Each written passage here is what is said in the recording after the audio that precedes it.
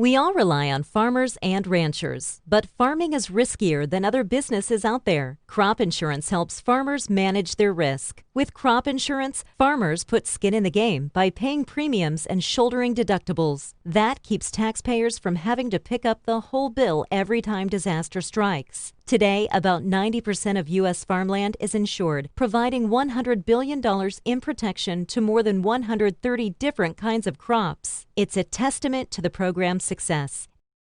Thank you for joining us for our Agri-Pulse Washington Week in Review. I'm Spencer Chase, joined as always by Agri-Pulse Executive Editor Phil Brasher, discussing the week that was, agriculturally speaking, in Washington, D.C. And obviously, if you're going to talk about what happened in D.C. this week, you have to bring up the fact that we have inaugurated a new president, President Joe Biden, the 46th man to hold that office. And he said really throughout the campaign, throughout the transition process, that he was looking for an administration, for officials that would be ready to work on day one. And if the first couple days of his administration are any indication, he very much so meant that. A handful of executive orders, I believe 17 was the number, between executive orders and presidential declarations on his first day in office. And there's been some work done on a variety of issues since then as well. But Phil, one of the things that has kind of emerged as, something that we knew was going to be a big issue, and now that the foot is in the door for the administration, that's definitely ringing true, is the issue of climate. And not only a focus of climate on the part of the president, but really on the part of the entire administration. Yeah, that's a point that his nominee for Treasury Secretary Janet Yellen made on Tuesday, actually before the Senate, before President Biden actually took office. She said, she was asked about it. She said climate change is an existential issue, and they would be a focus of the, as you put it, quote, entire administration. And that's absolutely what we're seeing with these early appointments and nominations that are being made.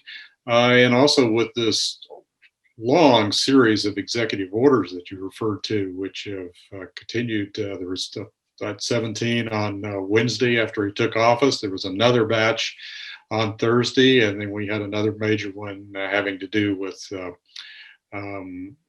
economic relief and food assistance that came out this morning. Well, and it's worth noting that obviously, as the executive branch, they have the ability to do quite a bit by way of things they can do by executive fiat.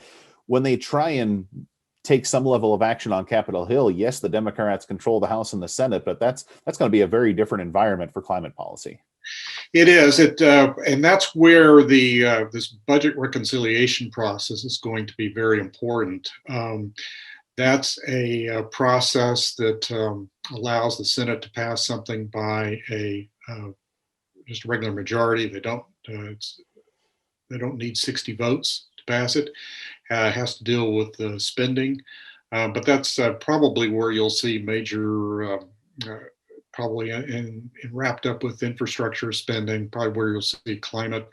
There are also some things that they can do administratively, and I think that's we need to highlight one of the first appointments announced this week, and that was of Robert Bonnie, former Undersecretary for Natural Resources during the Obama administration at USDA.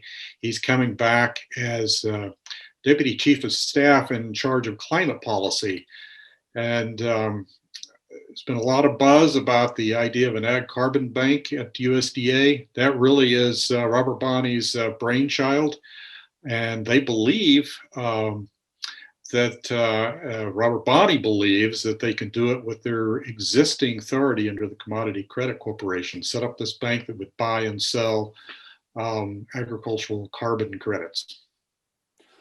So obviously a lot of climate action on the part of the new administration this week, but another very much so a keystone issue for and I say keystone, I'm being a little bit tongue in cheek there, but a major issue is probably a better way to phrase it for this new administration was the issue of immigration. And we saw that, one of the earliest policy proposals of President Biden's very short tenure was on the issue of immigration, specifically how they plan to address things like DACA recipients, but also some consideration for farm workers as well.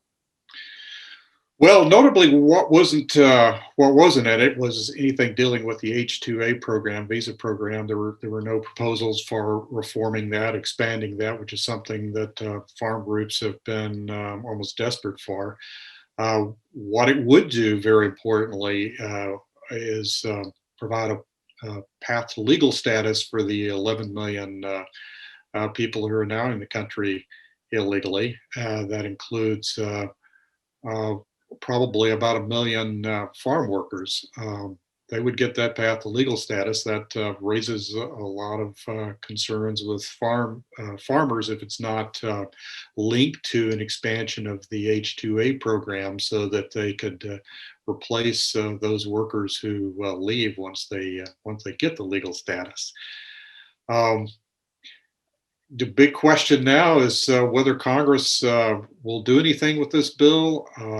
Republicans are not going to go along with anything that just legalizes illegal immigrants unless it's paired with very strong border security measures. And it would most likely have to also be paired with some reforms, expansion of the H-2A program. Well, and just like we talked about with the climate issue, it's a lot of things that can be done on the administrative level and on the subject of immigration. But getting that Capitol Hill cooperation, as you mentioned, with still a very tight margin and still a lot of immigration being a very hot button issue for a lot of Republicans. This is an issue that I know I've been covering for the duration of my career. I think you have been covering it for the duration of yours as well, and I don't think we're going to stop anytime soon.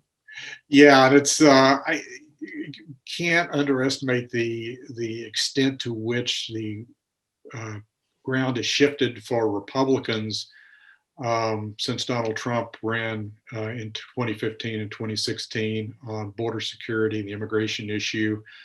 Um, it's going to be tougher for Republicans, especially those running for president, or think they want to be president in 2024 from the Senate. It's going to be a lot harder, I think, whether you can get that gang of eight together again, like you had in 2013.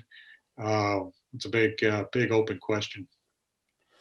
So obviously, anytime an administration turns over from Republican to Democrat or vice versa, a lot of changes, a lot of news, a lot of things to keep track of, and we have done our level best to do that here this week on agripulse.com. We will continue to do that here in the next couple of weeks as the Biden administration gets its feet under it and installs important people into important positions, and still waiting on some news on timing of confirmation hearings for folks like Tom Vilsack to be the Secretary of Agriculture, Michael Regan to be the EPA administrator, but a lot of policy groundwork being laid here in these the early days of this administration. But I think that's going to do it for this week. So for Phil Brasher, I'm Spencer Chase.